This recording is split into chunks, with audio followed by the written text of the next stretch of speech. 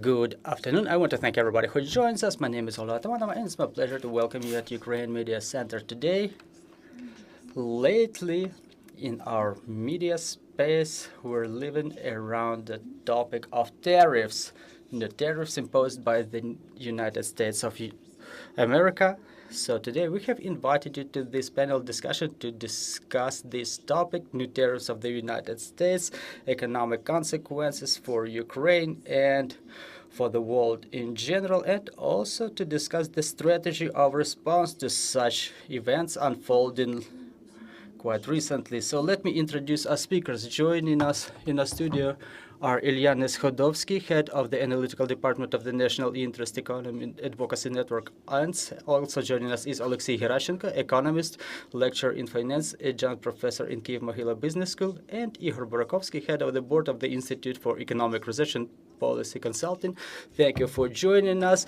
I hope that we are about to unveil this topic for our listeners and spectators, discussing this important topic which keeps remaining in the headlines of all the news. So a little bit of background about what was going on, latest events around this topic. Let's recall what was going on. After his winning in the presidential elections in November 2024, Donald Trump announced a series of tariffs that were aimed at changing the trading policy of the United States. And after taking office in 2025, Trump signed an order on imposing 25% tariffs on all goods coming from Canada and Mexico, and 10% tariff on all the goods coming from China. On the 3rd of February, Canada and Mexico agreed to postpone the imposition of tariffs for 1 month. There was a number of activities undertaken to achieve this agreement, and on the 10th of February, Trump's administration announced the imposition of 25% tariff for import of aluminum and steel from all of the countries. On the 24th of March, Trump announced imposition of tariffs on any countries that import Venezuelan oil, and then Trump postponed the 10% tariff for all of the import in the country. And yesterday was no exclusion. We woke up with understanding of new news, new realities. Trump increased the tariff for Chinese imports up to 125 tariffs and suspended high tariffs for all other countries for 90 days for negotiations. So those are the events unfolding. We see there is quite a turbulence around everything. So today let's discuss it, and I would like to start our conversation with the question why and what is the goal of such a tariff policy of President Trump. So please, the floor is yours, gentlemen. Good afternoon, everybody who is watching us, everybody in the studio. Well, it's not a resolution that was spontaneous. That's a resolution that was in Trump's program. This is what he was emphasizing during his addresses, and his Make America Great Again, MEGA, had such an economic foundation that we are going to bring manufacturing back to America. We are going to bring industrialization back to America. The new era industrialization, and respectively, thus, we will achieve better results for the Americans. One of the think tanks has put together the Plan 2025. There were agreements preceding this. There were visions of how the decisions are supposed to be made. And in fact, now they are just implementing this plan. So what are the main goals pursued? The first one is absolutely obsolete. It's just a banal protectionism to create better conditions for the national production, national manufacture. But the question is how is it implemented? Because as you implement 30 and 40% tariff on import, it doesn't result in competition, but you just kill the competitor with methods like this. And due to the fact that you cannot increase manufacturing inside of your country quickly, you're going to be facing the price growth and other problems related to the fact that people are just going to have no products that they are already used to buy. And another goal is neo-protectionism. That's just the next level. It's not a matter of some capital investments inside of the country to create relevant manufacturing potential, to manufacture some goods that would replace the products manufactured in other countries due to its price advantage. I mean, the tariff barriers will give you such an opportunity. But in fact, it's the coercion of those countries which have very well developed manufacturing to force their companies to move their manufacturing facilities, their production capacities directly to the United States. In other words, why such high tariffs for the traditional partners of the United States, such as Taiwan, China, South Korea? They are to force those companies which manufacture their products there just to offer them, like, okay, guys, if you want to trade in American market and you want to avoid the tariffs, and this is what Trump keeps talking about in his addresses, just move your manufacturing capacities our way to the United States. It's like when we talk about different technologies that belong to private companies, their technological progress, Trump decided just like that. Why should Americans walk that road? Let them bring their technological developments to us. To make, say, South Korea, Samsung, manufacture their goods in America. That's another main reason. That's basically an economic blackmailing of the world to force the world to give their manufacturing to America. Their manufacturing capacities will get advantage in America, and also they are going to probably provide some tax exemptions, because what they're getting from tariffs will be forwarded for decrease of taxes inside of the United States. And lately, United States were facing a huge external debt, and in order to solve that problem, they've decided to resort to such a blackmailing, in fact, coercing other countries to refuse, because they use dollars as a global reserve currency in their reserve bucket. All the countries were keeping United States dollar, not like a dollar, but a dollar as T-bills. And what Trump is going to do, or what he wants to do, is he wants to force those countries to refuse the interest paid on the T-bills. And also, he wants to exchange them for long-term treasury bills, for example, for 100 years ahead. So basically, the United States debt will be frozen for 100 years in the buckets of other countries, because they will not be forced to return that debt within the following 100 years. So those are the Trump's goals. Whether he's going to make it, I'm not sure about that. I'm talking about this, but still I understand that America is a powerful economy, and some of the states' economies are bigger than economies of many countries of the world. Even despite that, there will be response, there will be countermeasures taken, and hardly all of the countries would agree. Say, if it's a country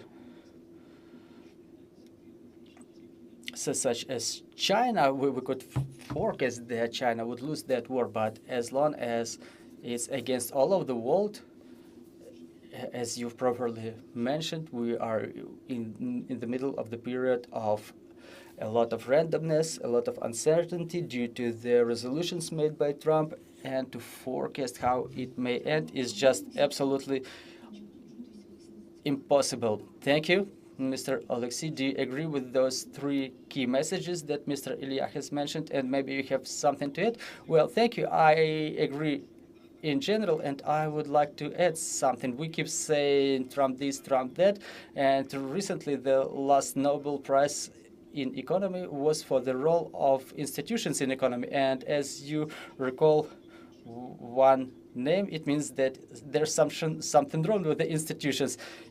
Yeah, the last statement made by Trump was like he was not coordinating with his lawyers before suspending something. Well, it definitely says that something is wrong with the institutes in the biggest economy of the world. It means that, again, if we check the tariffs as tools, I would compare them to the surgical scalpel. When usually it's said like you had a 3% tariff and now it's grown up to 5% after long discussions and coordinations, and usually it's announced that the tariff is going to take effect next year or some years ahead. Why is it important? Because it gives you some predictability. Economy is created by businesses. Businesses need to have clear rules of the game under which they exercise their activities. So for the time being, we in fact don't know what will be the rules for like next week, because they are changing, say, on a daily basis, and planning any investment projects, whether the manufacturer should place their factory in the United States, like, okay, please announce the rules of the game that are not going to change within the years to come. So his policy is absolutely chaotic. Potentially, it leads to global economic crisis. And basically, my prediction is that within a couple of weeks, like this quarter and the next quarter, we're about to witness quite concerning values of economic indicators, like what's going on with the GDP, with the amount of manufacturing, production output, and so on. So those economic swings going on in the stock markets, I mean, everybody keeps track of the stock market, so that swinging is going to continue for some time. But talking about some logic in Trump's administration, or in Trump, because sometimes the word administration seems to be unnecessary because all the communication is coming from Trump himself. The administration is even hard to notice. So talking about his logic, you can find some there. As Illia has mentioned, it was described in the program of Conservative President Project 2025. So that document sets forth the description of a trade deficit that they need to work with, but is described in more cautious words than those activities that we're observing now. And it also says about reduction of military contingent in Europe. It also describes the importance of energy sector for the future of American economy. And those claims for Greenland are also about the energy and Arctic region. Also, it says that the only strategic competitor of the United States is China, and for the time being, China is the biggest exporter on a global scale. And respectively, if the free trade mechanism is broken, we have to understand that China may be significantly affected. Also, who can be significantly affected is European Union, because when Trump is saying that he suspends all of the tariffs and he only keeps them for tariffs, we can check the situation one step ahead. If the American market is closed for China. Where will China sell all of their goods? Where the Chinese companies are going to go? I'm sure they are going with their cheap prices to the big European market, which means that European market is going to face a challenge. And with high degree of probability, the same European manufacturers, like German automobile manufacturers, French and Scandinavian pharmaceutical companies, they are going to ask their governments to protect the European market. Well, in fact, you can announce a war, a trade war in one place, and it may have effect in another place because all of the world is globally connected. Thank you very much, Mr. Igor. What's your opinion on that? Well, today it's really difficult to describe all of the areas that will be affected by Trump's policies, but again, we smoothly proceed from their causes to effects. Well, but I would like to take a little bit different perspective. First of all, the logic of American economic policy is America-centric. Well, they were relying upon themselves by using those import tariffs. If we remember Alexander Hamilton, he was saying our prosperity should be based on the strong trade policy. Whether it's good or bad, that's a matter of a whole different conversation. But the second problem is that the United States really have an incredibly big trade deficit. They import way less than they export, and it has some macroeconomic consequences. And here, by the way, the World Trade Organization allows in certain cases to implement import tariffs or some other restrictions in case the trade balance deficit is killing economy. But it's done in a different way. As there were trade conflicts previously, but the problem is how to solve it. And the third matter is of a fundamental nature that everybody is facing now. What to do with the manufacturing, what to do with the material production in the developed countries. Everybody keeps saying about the so-called industrial policy, somehow we have to help them, and so on. European Union is talking about the strategic economic autonomy, relying upon the internal factors in the middle of economic competition. And there is a new term such as reindustrialization in the epoch of economy of digital things. But again, all those things should be solved in a different way, not like Trump does it. So I think that was his fundamental idea. And another reason why he dares to do it, I think that for the time being, American market is the biggest one in the world, no matter what anyone may say. And they are a big country that may influence the prices. They can manage the trade flows. They can influence the manufacturing of this or those goods. So Trump decided to play that game, and I don't know whether his steps were well calculated. That's a topic of a different discussion again. But on one hand, there is Trump's propaganda, the way he promotes himself, and then there are other things that we don't pay attention to. Everybody keeps saying Trump this, Trump that. I mean, I leave it for politologists. I'm not a specialist. I'm not an expert in American policy, but Trump said one thing. We are ready to make a step back if those countries allow us something fundamental. And speaking in the slang of 90s of our country, if they offer us something sweet. So when it comes to China, we understand that there was an agreement suspended on American control over TikTok, and that could be one of the instruments for negotiations or instruments, tools of pressure. Another thing, it can be some exemptions for American capital working in the European Union and China. Also, it can be American capital operating in those areas where they are already present or where they are not present, like critical materials and everything related to it, because critical materials is not only Greenland and Ukraine, it's a lot of countries of the world still, and there is certain thinking around it.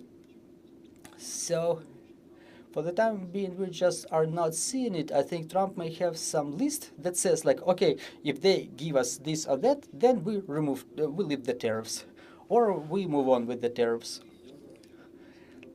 And I think that in this case there is a very complex intertwining of complex personal features, his vision and vision of his advisors, and the difficulties that the American economy is facing. But now I can say that the key problem of Trump, for what I understand, he doesn't have a plan B.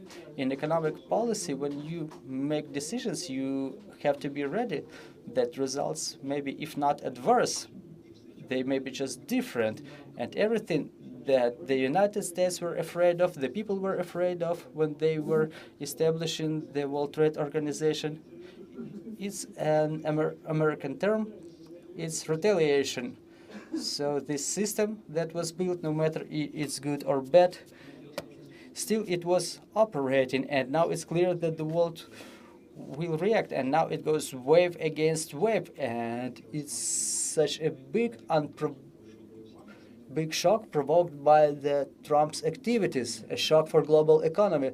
Thank you. So before proceeding to Ukrainian context, let's discuss a little bit what are the potential consequences. We understand that one of the Trump's favorite terms is game, and I think that this is exactly what we're observing now.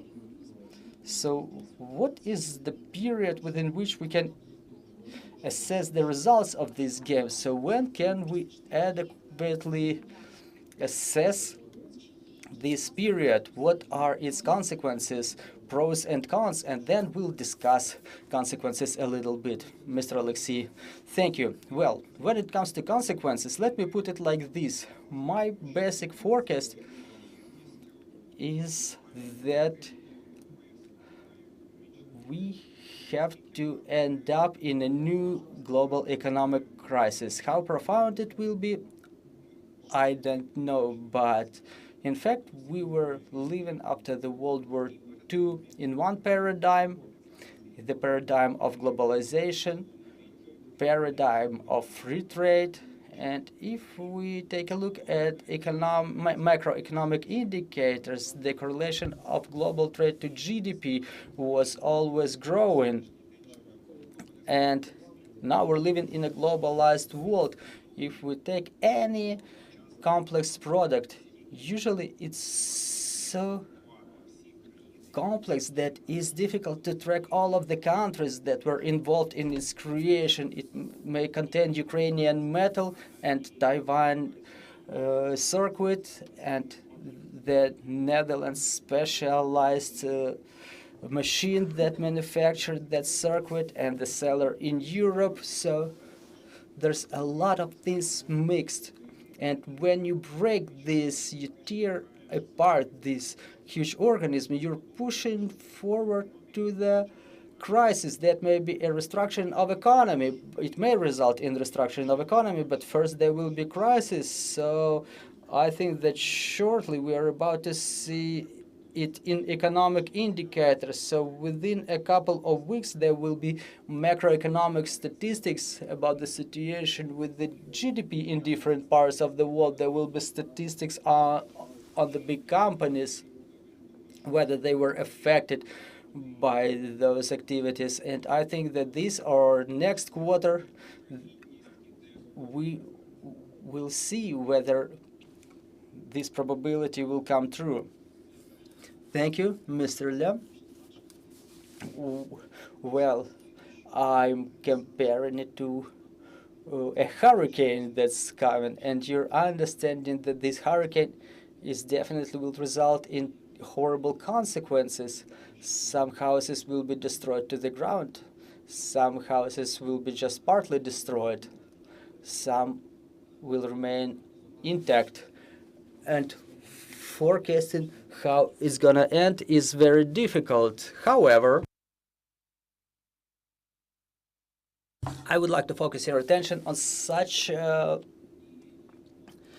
notion that no Trump, no his economic advisors ever read the latest works in behavioral economy. They completely ignore such works. But what I need to say is that there will be a lot of anti-Americanism growing in the world. For the time being, people are not yet losing jobs because of that policy. They're not feeling any reduction of salaries. They still continue to fulfill their contracts. But it will be inevitable. You see, when you want to add something there, in another place, there will be something lost. You know, the Europeans are going to lose their jobs. They are already used to some stability, and now they will be unable to sell something. Canadians responded right away. Now they're refusing to buy any American goods whatsoever. So far, those are consumer goods, but then there will be American cars, American parts, American iPhones, McDonald's. I don't exclude that it will be burned. Just because someone lost their job and they understand whose fault it is. So they didn't calculate it at all. Again, there's another thing. I don't like to enter onto political ground, but they are saying that there is three components: economic, political, and military is what we consider like interconnected areas. So there will be consequences for America, and they will be horrible. I think that China is going to gain more influence. Like, I better buy something Chinese rather than American. Again, a matter of currency.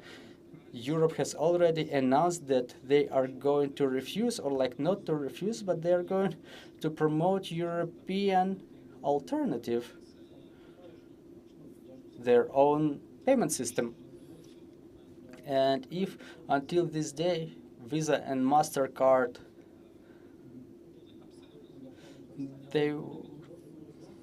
everybody was satisfied with them, now the Europeans are going to refuse them, and it's a lot of money, a lot of money. Europeans are going to refuse to use American banks. Trump didn't calculate such an element. He keeps focusing on the trade balance, but he doesn't look at the service market balance. And it's easier to reject the services rather than goods. You can switch to Android from iPhone or other things that are not coming from the United States. You refuse Facebook, you refuse Windows. There will be another alternative: Instagram, Google.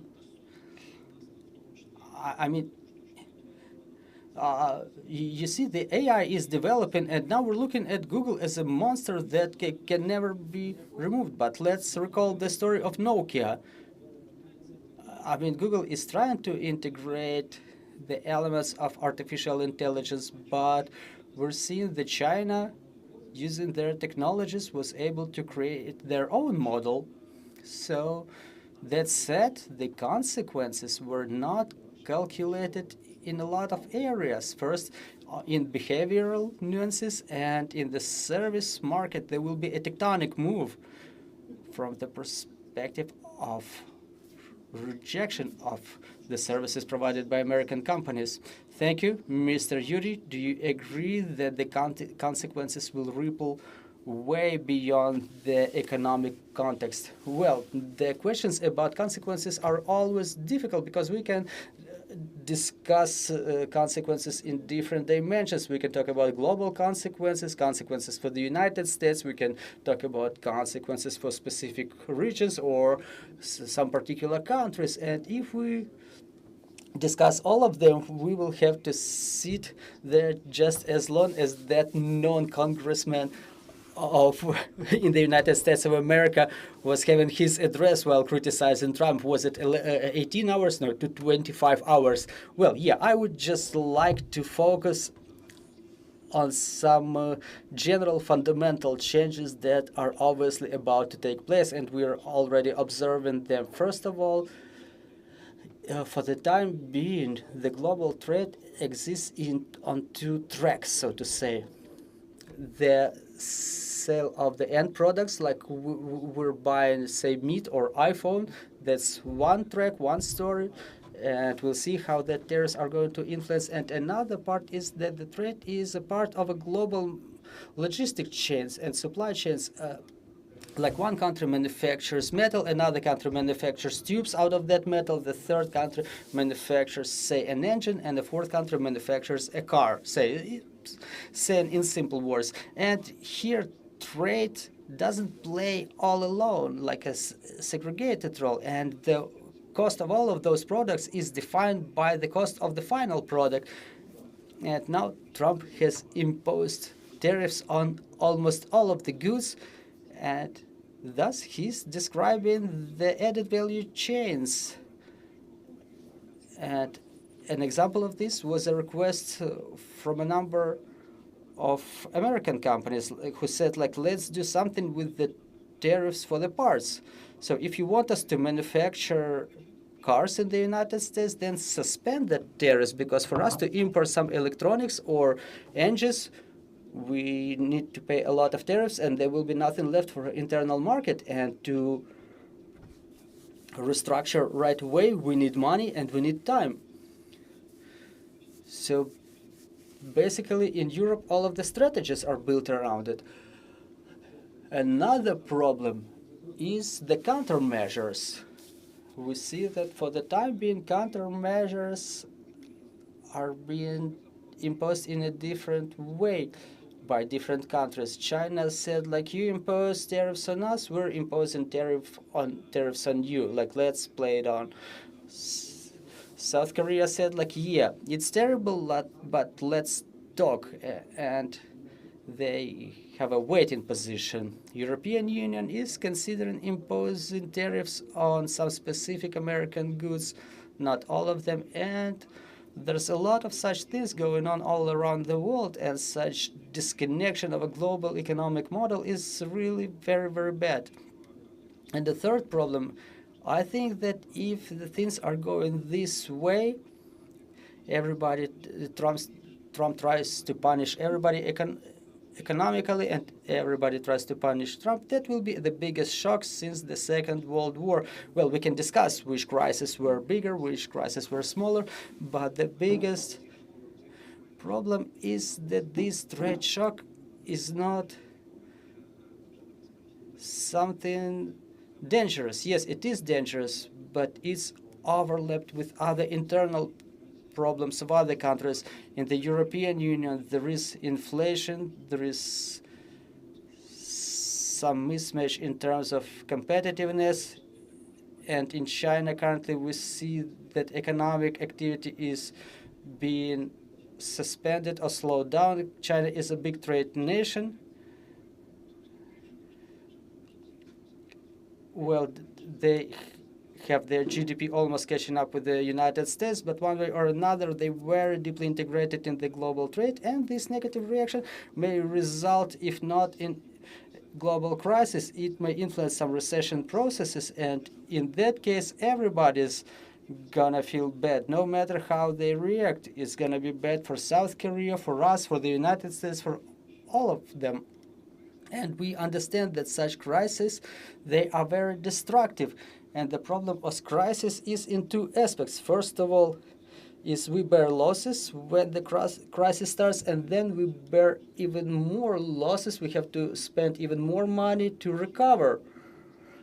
And thus, during every crisis, the humanity loses two wallets. One is the current wallet, and another a wallet to recover. So if we get involved in this economic instability, that's a huge problem. And I can talk about global things forever, but let me be brief. So a key problem, in my opinion, for the time being, probably my colleagues from the business school may correct me if I'm wrong. So it's about uncertainty. For the time being, all of the social and economic processes are developing on the space speed. Who could imagine 10 or 15 years ago that today, thanks to communication, everybody can talk with everybody? Previously, there were newspapers, political parties. Now, please, you get a channel.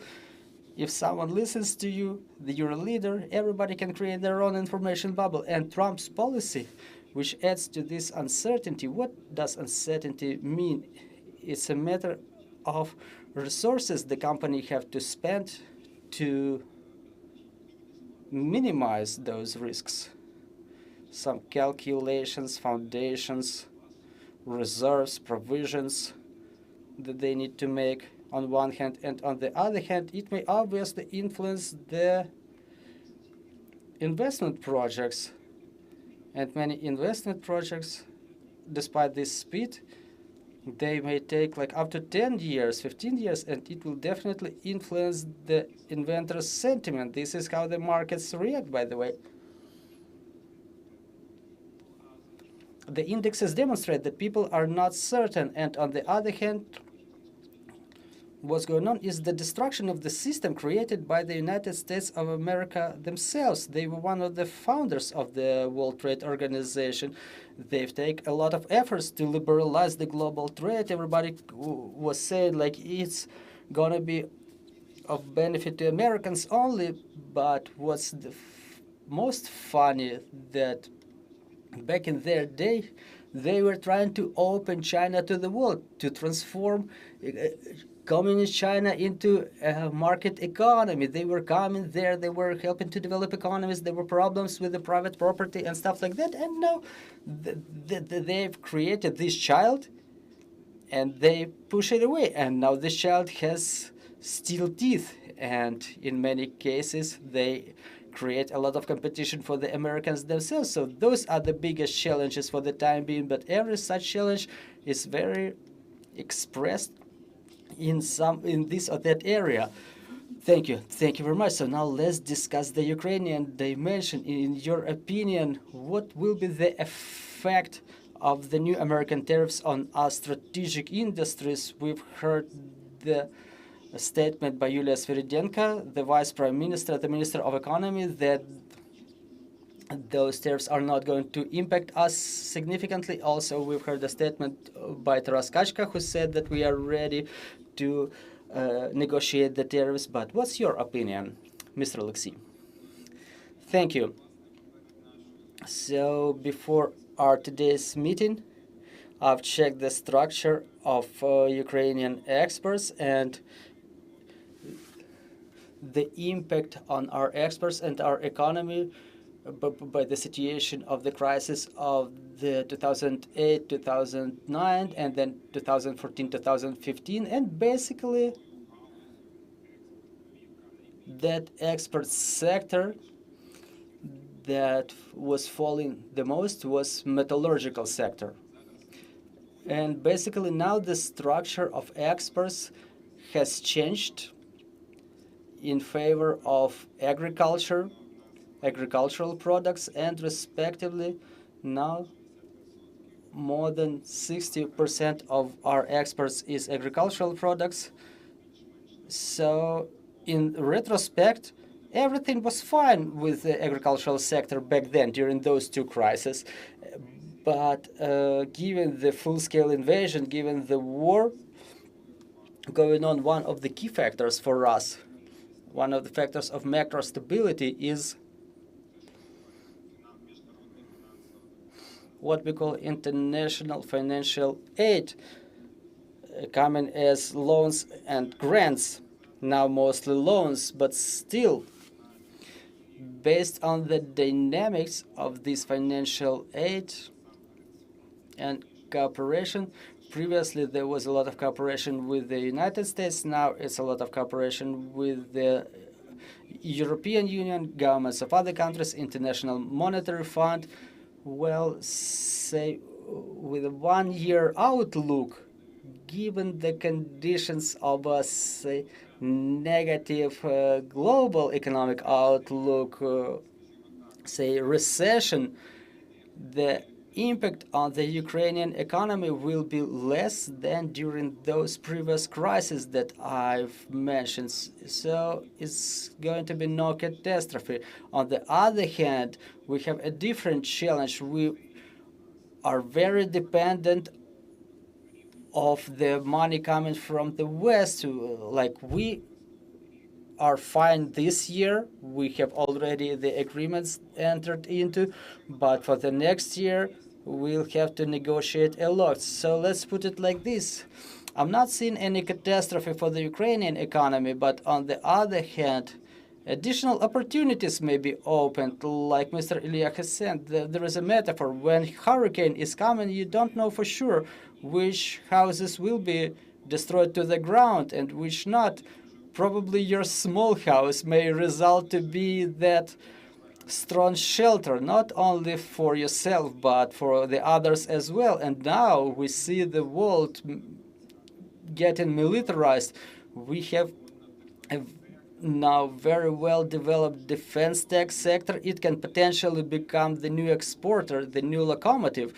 And again, countries impose tariffs on one another, and during some moment we may become a zone with low tariffs, and we may take advantage of it. So again, given even the biggest crisis, you have to look at opportunities. And in terms of stability, we have some reserve of resilience, so to say. Mr. Illia, I really agree with the statement about opportunities. So, again, this loan that we're getting for 50 billions is at the expense of the Russian frozen assets. I mean, it's a loan, but it will be paid for the interest accrued on the Russian reserves. I mean, 50 billion is a significant amount. It's an intense amount. So when it comes to the opportunities, I'm really concerned about us taking advantage of those opportunities. I'm really concerned about our government to use this opportunity and to not to do something bad. Because I agree that the defense industry, it has a lot of potential now. And we have the best understanding of what capabilities are needed to win the modern war. We have capacity to manufacture them. And how can government ruin it all? If they want to impose restrictions, rules, regulations, and they love it so much, if they increase taxation and like they say, okay, you make too much money, let's impose another additional tax on you. That's the first thing. Another thing, until this day, there is a restriction of export in effect. Government doesn't even think how to solve this problem. They have no suggestions. They just say no, and that's it. So without any movement forward. So that's a problem. If we don't sell our products to the world, we're not going to develop. So we have to work on that. There is a threat emanating from the government, I mean specifically for the defense industry. Well, when it comes to the agriculture, yeah, it's good, more than 60%. That's significant, but our crisis in metallurgical complex has taken place in the year 2022, when two biggest metallurgical factories were destroyed, Azovstal and the manufacturing facility of Illia. They were given the biggest percentage of metallurgical products. Well, the prices were fallen because people did not invest there. And when it comes to the agriculture, well, there might be fluctuation due to better or worse harvest during this or that years, but still it's stable. And again, we're getting new opportunities during this war. We were competing with the United States for the Chinese market in agricultural sector. And as a result, Now, given the imposition of new tariffs, we have a beautiful chance to take advantage of this opportunity. We can increase the supplies of our products to more competitive markets. And China is a more competitive market. And then we can sell our products at higher prices because the tariffs are going to increase the prices, and it will allow us to sell our products at higher prices. For us, it may be a big plus that we can take advantage of. As to the direct impact, well, in fact, we were supplying the products to the United States for the amount of 800 millions, including 600 millions for pipes, and 10% for pipes is like almost nothing. And suggested new tariffs for America in this background, I mean, we're one of the biggest things that we're buying is Teslas, but again, that's zero. There is nothing included in that price. I mean, there is no additional tariff. There is no customs fee. There is no VAT.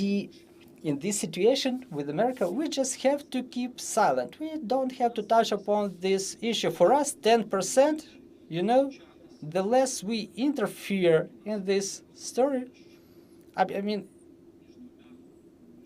we can just be, so to say, squeezed between the two centers of influence. So we have opportunities, but I would like the government, by the way, that's another important thing. Right now, we have to start thinking about what's going to happen next year. And the only thing I've heard from the government is like, let's extend those 50 billion and spend them within 2 or 3 years. That's not a strategy. That's not going to give us anything. Like, think about your potential in defense industry, create better conditions for them, let them make money, invest money there. So this is the strategy. And like, let me borrow the money and then spend it within, say, 2 or 3 years. No, that's no strategy. That's not how we're going to develop. Thank you. Mr. Yuri, what's your opinion? Any question? You know, when it comes to economy, it has its internal logic, and there is logic of those people who make political resolutions. And I would like to get back to some figures to understand how big is the threat for us. So according to the data for 2024, not from Yulia Sviridenko, but from Comtrade, the situation in the 2024 was like that.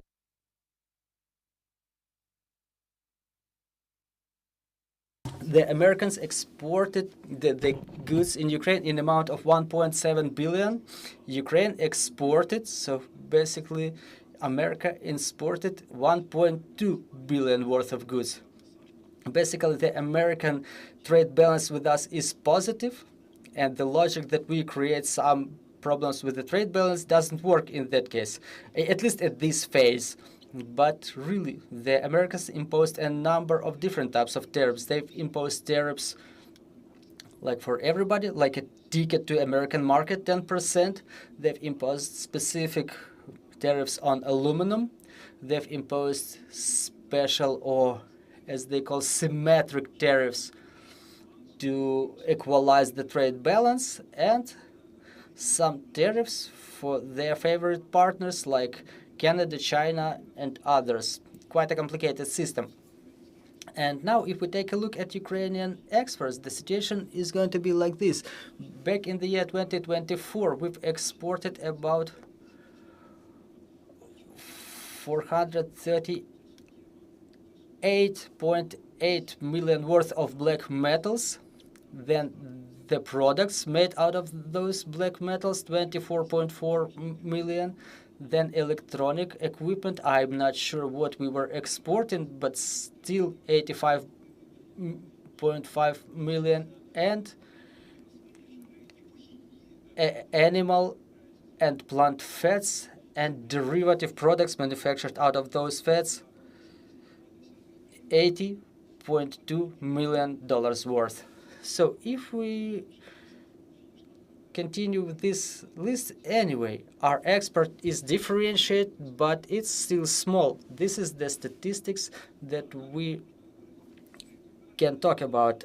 We can discuss those tariffs and so on, but in case of the United States, comparing to what our partners have gotten, as well as the non-partners, it's clear that 10% of tariffs is something that we're going to cope with. What's going to be the policy? I'm not ready to discuss it. Mr. Illia has already made his statement, but I would like to get back to economy, but to draw your attention to the following thing. The problem of Ukrainian foreign trade is that for the time being, specifically export, fulfills a little bit different function than it used to fulfill during peace times. What I mean by that? Our internal market has fallen. We've lost almost 30% of internal GDP. And for many Ukrainian companies, export market, on one hand, is an attempt to remain in the market in the medium and long-term perspective, because losing any segment of the global market is very simple. Like you're going to be forgotten on the very next day. And for others, entering a global market was a forced action. They were ready to sell their products inside of Ukraine, but there is no demand. For example, Ukraine now manufactures way more drones than the Ministry of Defense can procure. Well, you know this topic, so I'm not going to elaborate on that. And another thing, in order to remain in the market, Ukrainian exporters have to spend more than normal average global exporter, because if I supply some goods and I have problems with electricity, I have to equip myself with generator, with transformer, probably lay some line for myself only with solar batteries, and that entails investment just to stay in the market. Then again, it's a big problem, and obviously we have to see whether the government stimulates those activities or not. Hopefully it will somehow be reflected in the national export strategy that is currently being prepared by the Cabinet of Ministers. And also here I would like to mention a couple more things, that given the globalization and in view of our situation in Ukraine, for us, currently there are no big and small markets. There is no such thing. We have to sell our products everywhere where we can sell them, where we can develop that market. We have to be present everywhere, and it's not only a question to the government, but also to the businesses. And the last thing I would like to finalize with is that 10% is definitely not pleasant, but let's recall the history. We always had trade conflicts with the United States. I think my colleagues may remember that we had colossal trade conflict about protection of intellectual property rights in Ukraine, and we were imposed sanctions by the United States for that. There were big campaigns to legalize the use of the Microsoft software in Ukraine.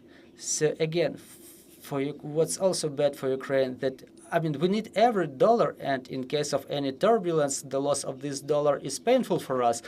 But a whole different thing is that if our partners bear some losses, they are going to review their policies, and the global economic crisis, let me put it like this, it will be of influence on both of our partners and ourselves. Thank you very much, and I would like to give the microphone to the floor. Dear friends, if you have any comments or questions, please, you're now having an opportunity to ask your questions.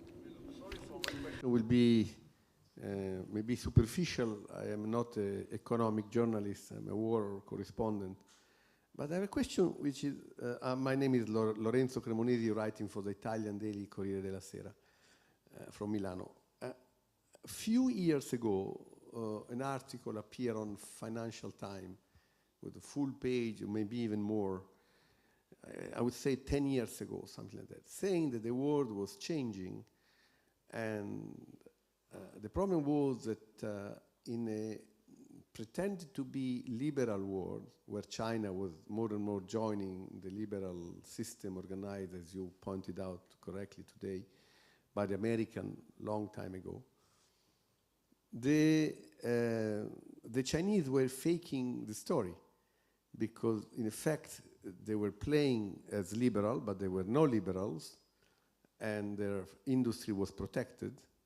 So in effect they were penalizing the competition of the American firm, of a European firm, of a liberal world firm, because their economy was protected. I'm not Trumpiano, of course, but clearly today Trump is also reacting on this. My question is, this article was pointing out at the fact that there was a new system, the liberal world, Europe and America, against China and Russia, who had a similar system.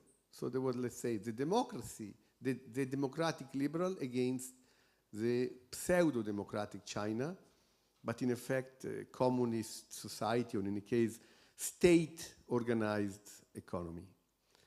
In this war, if you look at, I'm now looking at the Ukrainian point of view, would you say that in spite of all the Trump sympathy for Putin, this new tariff, this story of the economy as it is now, would push America to penalize Russia as it is doing with China or not?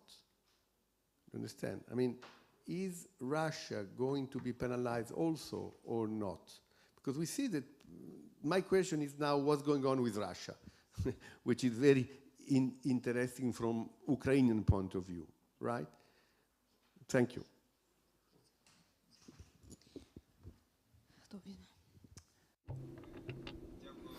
Thank you for your question. In the context of this question, as you were formulating it, I was recalling a book by Zbigniew Brzezinski, The Big Chessboard, who was speculating about the future of the world. And he was saying that the most dangerous alliance for the United States is union of Russia, China, and Iran. That was the biggest threat. Again, if we talk about the program documents by President Trump, Project 2025 identifies China as the biggest competitor for the United States. So I think that from the perspective of Trump's administration, for them it's important to ruin that alliance, the alliance between China and Russia. And as Brzezinski was saying, in this alliance, Russia will be the younger partner, the raw materials addendum to China. And from the perspective of ruination of that alliance, that will be of benefit to the economy of the United States, because currently China has a monopoly as a buyer of Russian resources. They dictate the prices. There is even the project such as Force of Siberia, and Force of Siberia 2 was not implemented because right away China was demanding to sell their resources at internal Russian prices. So the fact that Trump is somehow favorable to Russia, it may have its explanation, and I see it as an attempt to ruin that alliance. China was cherished by the United States back in the day. Until the year 1979, Taiwan was called the Republic of China. And then the United States decided to break that agreement with Taiwan, and they recognized China as a legal state, and this is when the growth of China has begun. So again, policy is the skill of creation those alliances and balances, and probably, unfortunately, for Ukraine, now the United States are looking for an opportunity to break this alliance between China and Russia. So in my opinion, that policy is cynical, and to larger extent is the problem of the modern world in which the values are somehow put aside. We're talking a lot about economy, about policies, something, and we talk too little about values, with which you started your question, the values, the liberal values. And now, in order to take over China, the United States are saying, like, let's put the values aside, and now to win in this competition with our competitor, we will act as a big state economy, and it's a big threat for all of the humanity. Let me describe a little bit different aspect.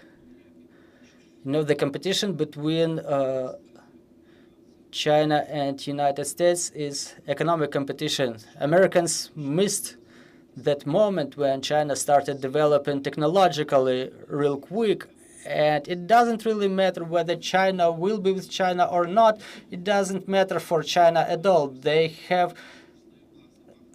many resources in Africa, Asia, other regions. That's not a problem for them at all. However, there is another problem United States did not notice, the problem emanating from Russia. Imagine the country militarizing its economy to the maximum extent, the country arming itself,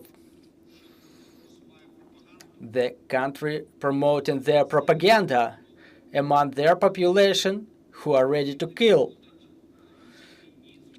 And in this war with Ukraine, they are quickly training, they're learning how to wage the new war, the war of a new type. And separating Russia from China by some easings, providing some resources, entering some joint projects, it will only reinforce Russia, and they will become a threat to the whole world without changing their ideology. They have the biggest nuclear potential. So it's a huge mistake now by the United States to develop this direction. In fact, they have to do with Russia what was done with the Soviet Union. It needs to be separated into different countries, different republics, and it will reduce the threat emanating from Russia. All other policies are erroneous. As long as Russia exists, as long as they have colonies, as long as they are aggressive towards the rest of the world, and as long as they are armed, they pose a threat. Making friends or trying to make friends with such a country is like there was a comparison, like putting your hand into the mouth of a tiger, hoping the tiger is not going to bite it. Thank you. Another question? Connected what you said, which was interesting, the story of you are not suffering too much because 60% of your economy is agriculture, your export. But you also pointed out, all of you, the same element. I was talking yesterday with Mr. Yermach, who was very proud of this. Your military industry is growing immensely. You were producing 5,000 drones in 2021, not 20 years ago. And today, 2.5 millions, and thinking of 4 million at the end of the year or more next year. So but your drones and your military economy needs spare parts, needs raw materials, need lithium for the batteries, all your very advanced equipment, which is really, you are the first army of European partners, but you need equipment and you need free trade. If your material to build your beautiful drones will cost 10, 15, 20, 30 times more, how can you do it? So are you so sure that this, I mean, you were saying, all of you were saying we have to grasp the new opportunities. It looks to me that we are all penalized here.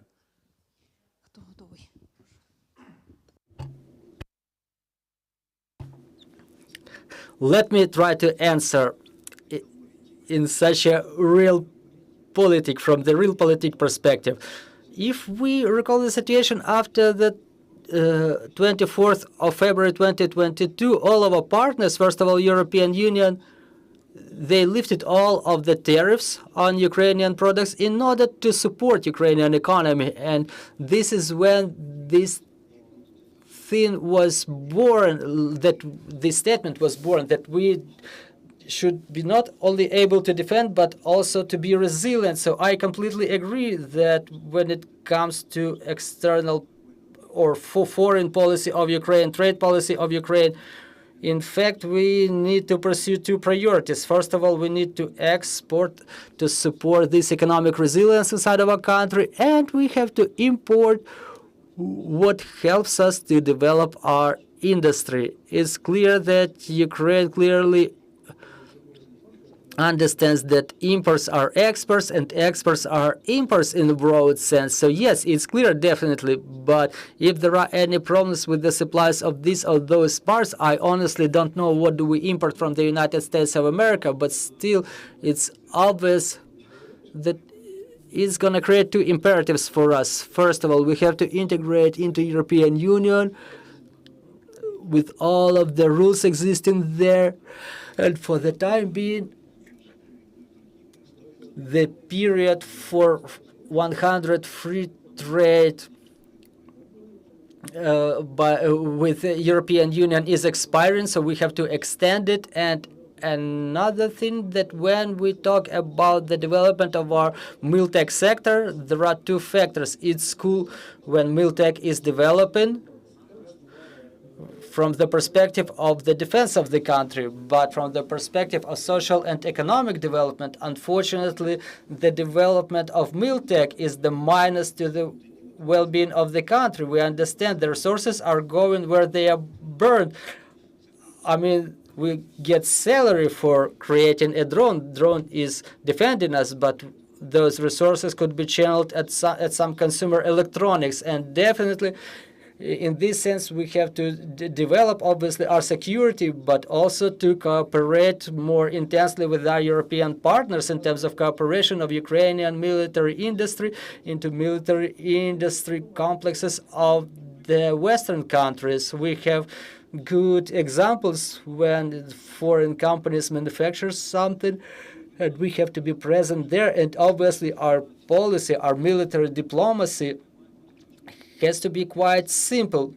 European Union is saying about the strategic autonomy to reduce their military and political dependence on the United States of America, so integrate us, and we will be the agent of development of this strategic economy or strategic defense autonomy in the European Union. So yes, that's right. And such countries as Ukraine, we cannot avoid globalization. That's why in every specific case, we have to look for our adequate response to minimize, to mitigate the problems that we have and to maximize the benefits provided by the globalized world. Otherwise, we're not going to survive. Thank you. Thank you. And the last question. Good afternoon, Taras Senuk, видання CPH. Can can Trump's activities result in adverse results, such as relocation of American manufacturing capacities outside the U.S.? No, this policy will achieve its result. The question is to what extent, whether it will be the maximum result, like the transition of some high-tech companies from China, from South Korea, from Japan to the United States, or it will be partial. So he may just achieve his goal in part after negotiating some benefits with other countries. The question is what will be the consequences for the others, because it may happen so that the dollar may lose its status as a reserve currency I don't have a prediction what will be the currency bucket or what will be the global reserve currency in future, but it's a matter of the authority of the United States, their reputation, how it's going to transform. Well, it's decades perspective, so there will be no relocation of American enterprises outside, but the matter is what will be the achievements. I really want to thank you for this conversation. That was really comprehensive. Thank you, and definitely I would like to believe that those opportunities that you were mentioning, that our government will take advantage of them, and we will all only benefit and get more pros than cons. So, and want to thank everybody, and obviously our security and defense forces, thanks to whom we can hold events like this. And in 15 minutes, we will have a briefing on energy stability. So stay tuned. Let's continue working together for a victory, and glory to Ukraine. Glory to the heroes.